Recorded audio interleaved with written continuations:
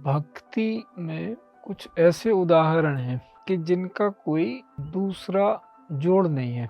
वो अपने आप में इतने पूरे हैं कि उनकी उपमा और किसी की सदृश नहीं दी जा सकती।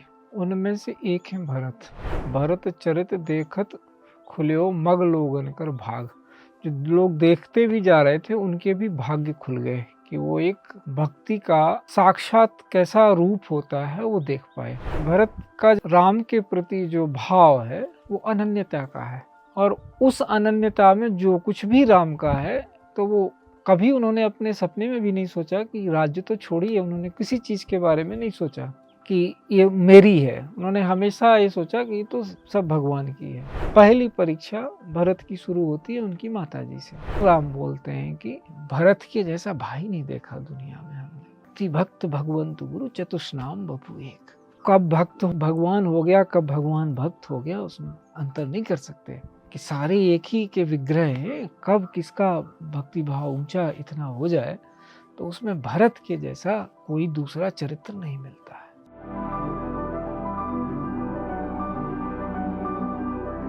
भक्ति में कुछ ऐसे उदाहरण हैं कि जिनका कोई दूसरा जोड़ नहीं है। वो अपने आप में इतने पूरे हैं कि उनकी उपमा और किसी की सदृश नहीं दी जा सकती। उनमें से एक है भरत। तो भरत का चरित्र ऐसा है कि जिसने देखा, भरत चरित देखत खुल्यो मग लोगन कर भाग। जो लोग देखते भी जा रहे थे उनके भी भाग्य खुल गए कि वो एक भक्ति का साक्षात कैसा रूप होता है वो देख पाए। एक भरत में मिलता है, एक शबरी में मिलता है, और वही विशेषताएं हैं दोनों में। शबरी को अपने गुरु पे बड़ा भरोसा है। बहुत काल तक उन्होंने प्रतीक्षा की। जब उन्होंने कहा हमें राम का दर्शन करना है तो उन्होंने कहा है कि तुम यहीं बैठ जाओ, यहीं आ जाएंगे। तो शबरी को इतना भरोसा है कि गुरुजी ने बोल दिया है तो जरूर आ जाएंगे। तो जब वो मिले तब वो जो है याद करती हैं कि आज मुझे पता चला गुरुजी ने बोला था कि राम यहाँ आएंगे तो आज आ गए। ऐसे ही भरत का है। भरत का राम के प्रति जो भाव है वो अनन्यता का है, और उस अनन्यता में जो कुछ भी राम का है तो वो कभी उन्होंने अपने सपने में भी नहीं सोचा कि राज्य तो छोड़िए, उन्होंने किसी चीज के बारे में नहीं सोचा कि ये मेरी है। उन्होंने हमेशा ये सोचा कि ये तो सब भगवान की है। जबकि वो जा रहे हैं उनको मिलने के लिए और राम से ये बोलने के लिए कि आप आओ राज्य करो वापस, तब उनको चिंता ये है कि इतनी देर तक इस संपत्ति की रक्षा कौन करेगा। मैं राम की संपत्ति ऐसी खुले कैसे छोड़ सकता हूँ। तो वो उसके लिए वो कहते हैं कि भाई संपत्ति सब रघुपति क्या ही, उनकी है ये संपत्ति, और बिना मैं इसको किसी को सुपुर्द किए कैसे चला जाऊं।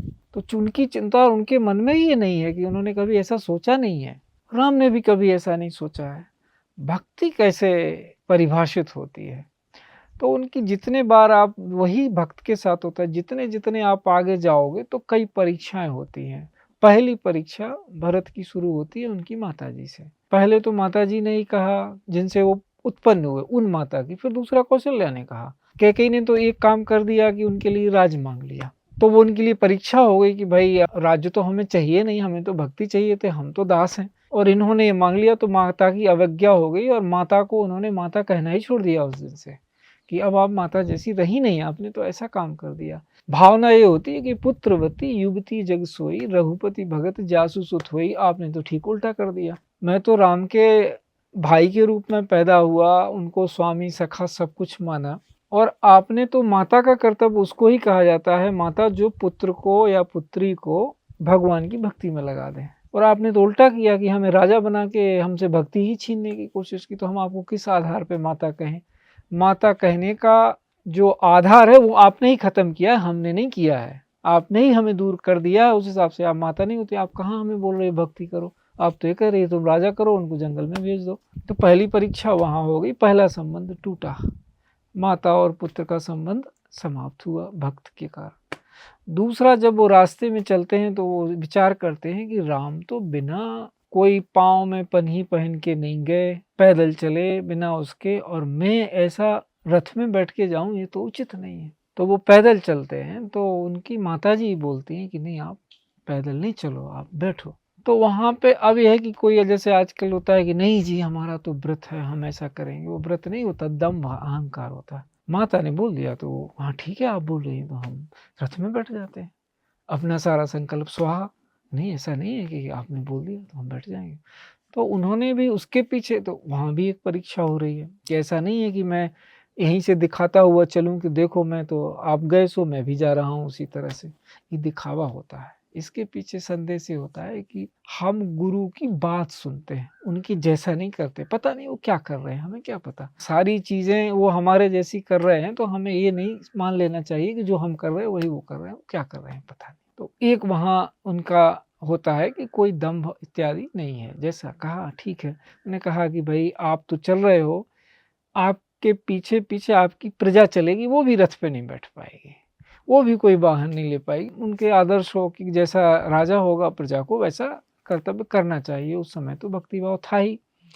राजा को ही माना जाता था कि वो रूप है, देव का रूप है, उसी तरह से और राजा वैसे कर्तव्य किया करते थे।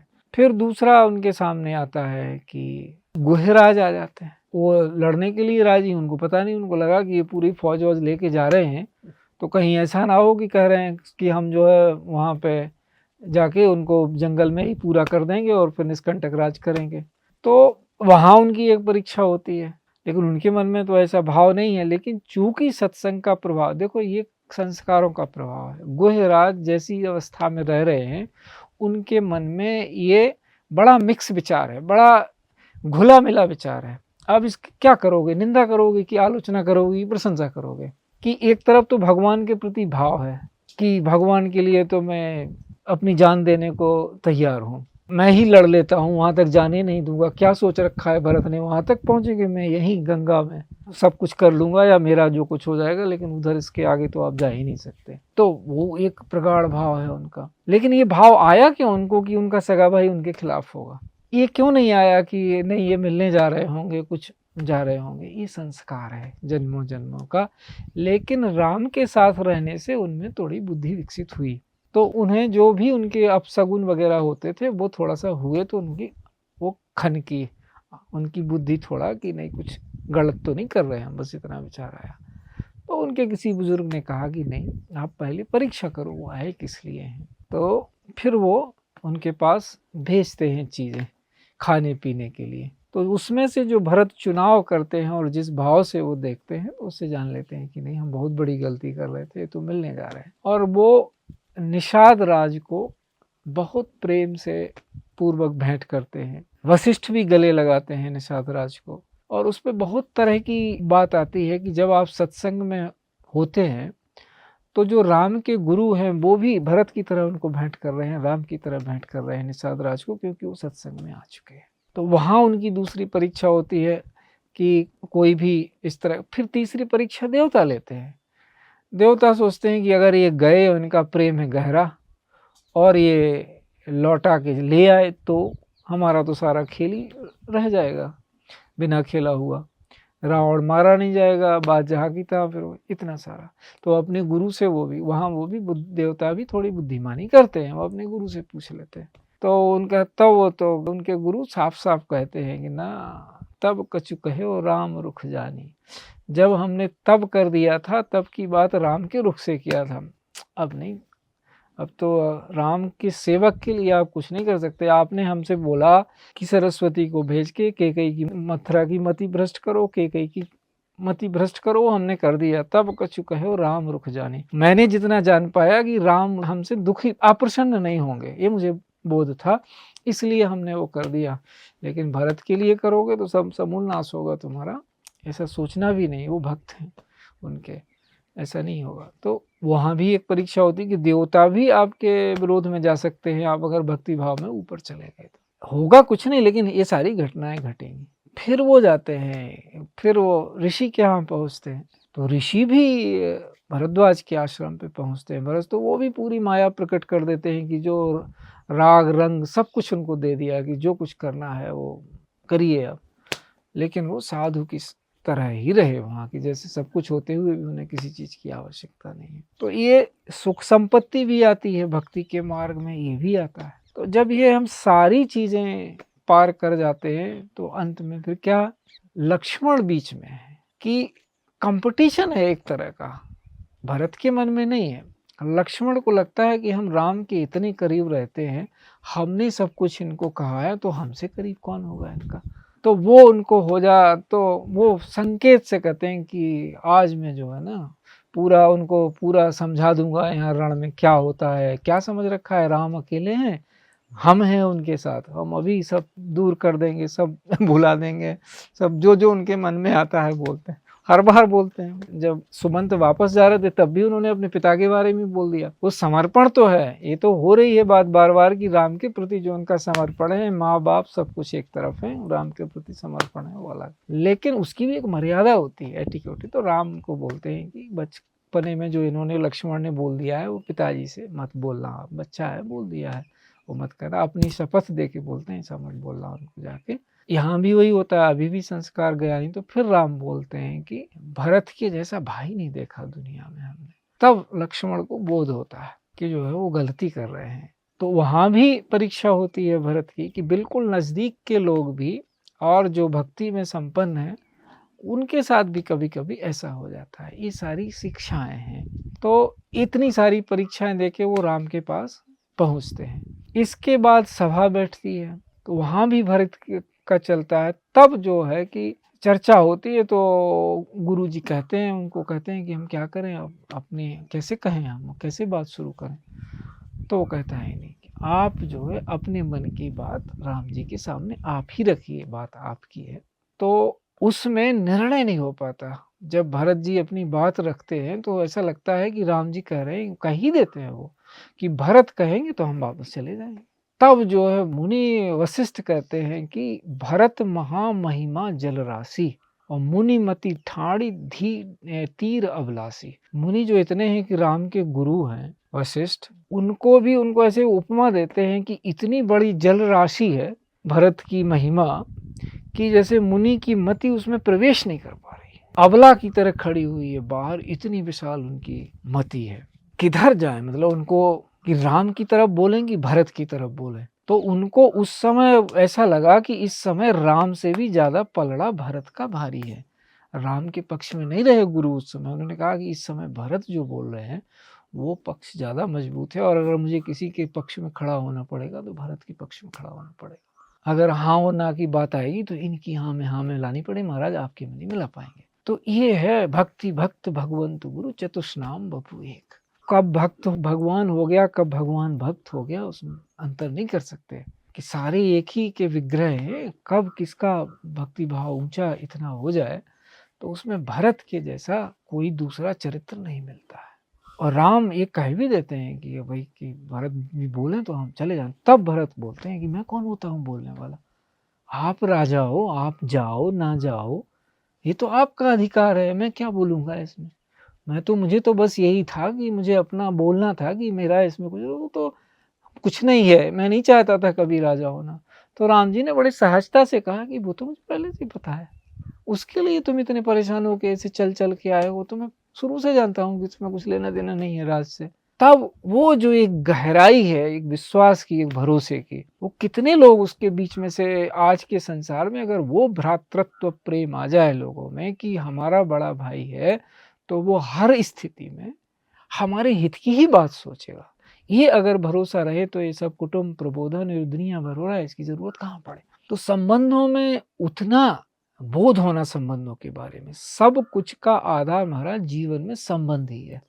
कोई भी चीज अगर संबंध की मर्यादा रख लें कि भाई भाई का संबंध क्या होता है, माता पिता का संबंध क्या होता है, माता पुत्र का संबंध क्या होता है, पिता पुत्री का संबंध क्या होता है, भाई बहन का संबंध क्या होता है, कोई भी स्वामी सेवक का संबंध क्या होता है, तो कहते हैं सत्य सेवक धर्म कठोरा, सेवक का धर्म सरबल चलिए उचित असमोरा, सत्य सेवक धर्म कठोरा। महाराज जी का विचार कैसा है, वैसा है कि राम तो गए पाँव के बल, मुझे तो सर के बल जाना चाहिए तब तो सही बात है, ऐसे क्या फायदा है।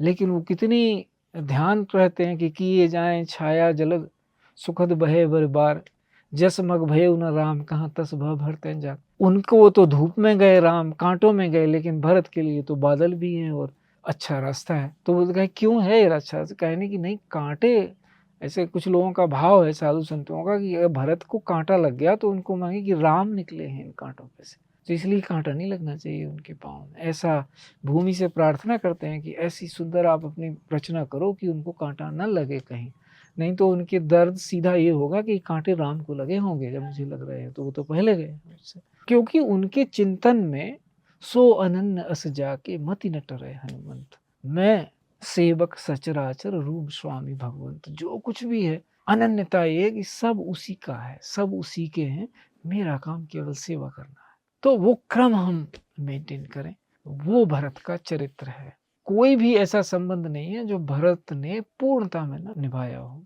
राजा रहे वो, राम की खड़ा उन्होंने रखी, राज किया, लेकिन राज एक तपस्वी के रूप में किया। तो चलो रूपक कथा को आप अगर रूपक ही मान रहे हो तो भी कम से कम जिस गद्दी पे बैठे हो उसमें संत की तरह बैठो, कि इसमें से बस जो राज के लिए आवश्यक है वो भी, और ऐसे हैं अपने देश में सौभाग्य से ऐसे मुख्यमंत्री प्रधानमंत्री दिख रहे हैं हमें कि वो उस मर्यादा का पालन कर रहे हैं, कि उनका देखो तो साधु संतों जैसा ही वस्त्र है, उतना ही वो लेते हैं जितनी की आवश्यकता है, कोई ऐसा वो नहीं है, लेकिन न्याय उनके राज्य में है। हमारा चरितार्थ होते दिख भी रहा है, अगर कोई ऐसा करता है तो युग परिवर्तन ऐसे ही होता है।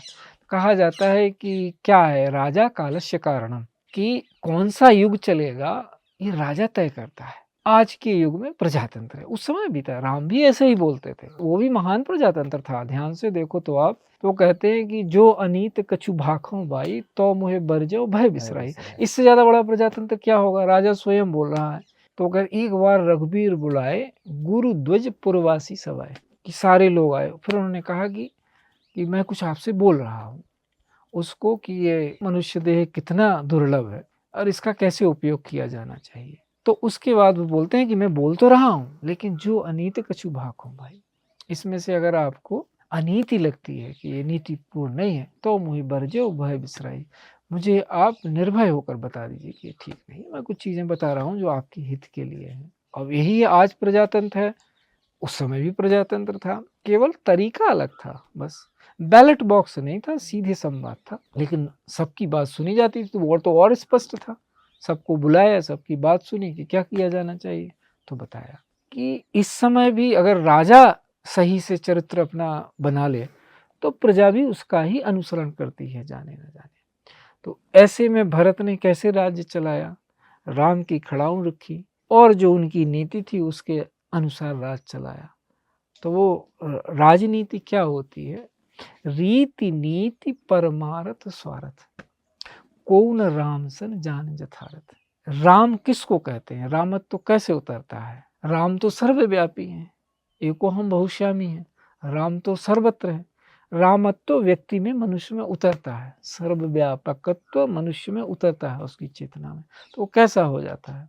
तो अगर राजा है तो रीति नीति परमार्थ स्वार्थ, जो रीति नीति परमार्थ और स्वार्थ इन सब का ध्यान रख सकता है कि कैसे हो। कौन राम सन जान जथारथ, यथार्थ में कैसा होना चाहिए इनका निर्वाह, जो ये जानता है वो राम है। राजधर्म क्या है, राजधर्म सर्वस इतनोई, जिम मन माह मनोरथ गोई। राजधर्म का सर्वस्व क्या है कि जैसे मन में मनोरथ छिपा होता है, ऐसे ही राजा के मन में प्रजा का हित छिपा रहना चाहिए, कि हर हाल में हमारी प्रजा का हमें हित करना है। प्रजा हमारे साथ क्या व्यवहार कर रही है वो प्रजा के ऊपर है, लेकिन हमें राजा के रूप में उनके साथ वैसा व्यवहार करना है कि कैसे हमारी प्रजा स्वस्थ हो, संपन्न हो। तो ये, तो उन्हीं गुणों को भरत ने अपने ऊपर लागू करके राज किया। और ऐसा कहा जाता है कि भरत के समय में राम राज्य ने अप्रतिम प्रगति की। टैक्स वैक्स सब कुछ, दुनिया भर जितनी संपत्ति थी उसमें अप्रतिम राज बना उनका। वो आंकड़ा निकालते हैं लोग जिन्होंने रिसर्च की है कि कई गुनी समृद्धि आ गई सारे उसमें राज्य में। ऐसा नहीं कि राजकोष केवल भर गए, राजकोषों का, राजाओं का उस समय ऐसा होता था कि वो खाली करते थे हर बार। जो कुंभ हुआ, जैसे हर्षवर्धन तक चला है, बहुत बात हर्षवर्धन हर अपने कुंभ आते ही पूरा लुटा देता था, उसके पास वस्त्र नहीं रहता था, फिर मांग के एक वस्त्र पहन के फिर राज करता था। ये था। उसकी बहन भी ऐसे ही थी, वो भाई को बोलती थी हाँ ऐसे ही करना तुम्हें राजश्री, ऐसे ही अच्छा है। तो ऐसे देश में हम हैं जहाँ की सनातन मूल्यों को बहुत ऊंचाई तक जिया गया, क्योंकि उसमें आनंद है परमार्थ में। और जब राजा परमार्थिक हो जाता है तो प्रजा अपने आप परमार्थिक हो गई। तो ये है। तो भरत के समय में राजकोष भरे, भरत के समय में जनता के कोष भरे, भरत के समय में लोगों के चरित्र बदले। तो ये सारा भरत से हम सीख सकते हैं। प्रसंग तो बड़े लंबे हैं, लेकिन आज इतना ही, आगे चलते हैं। ठीक है बहुत महाराज। सुंदर।